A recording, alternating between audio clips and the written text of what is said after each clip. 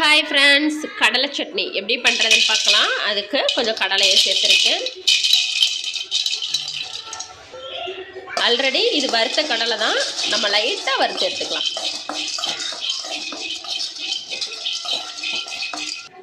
So அதை நான் 1-2 தோலை உரிச்சிட்டு மிக்ஸி ஜாரில் சேர்த்துக்கிறேன்.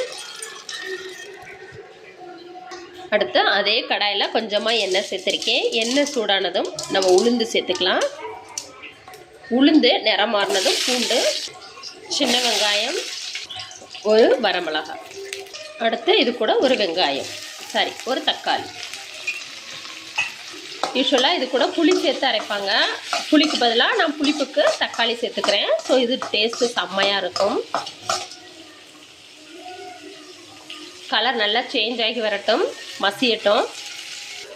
ஸோ பாருங்கள், இந்த அளவுக்கு வெந்தால் போதும். இப்போ நம்ம இதை ஆற வச்சிடலாம். இப்போ இது கூட கொஞ்சமாக நான் ஜீரகம் சேர்த்துக்கிறேன்.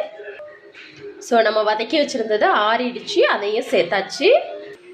இப்போ இது கூட கொஞ்சமாக நம்ம உப்பு சேர்த்துக்கலாம். பாருங்கள், இந்த அளவுக்கு அரைச்சதுக்கப்புறம் இன்னும் கொஞ்சம் நம்ம தண்ணி சேர்த்து அரைச்சிக்கலாம். பார்த்தீங்களா சார், அப்படியே ப்ரோட்டீன் ரிச்சு, ரொம்பவே ஹெல்த்தி, சூப்பராக ரெடி ஆயிடுச்சா. ஸோ இப்போ நம்ம இதுக்கு தாளிப்பு கொடுத்துடலாம். அவ்வளவுதான், பார்த்தீங்களா, சூப்பரான கடல் சட்னி ரெடி ஆயிடுச்சு. ட்ரை பண்ணுங்க. பாய். சப்ஸ்கிரைப் பண்ணலையா? சப்ஸ்கிரைப் பண்ணிட்டு பாருங்க, மறந்துடாதீங்க. பாய்.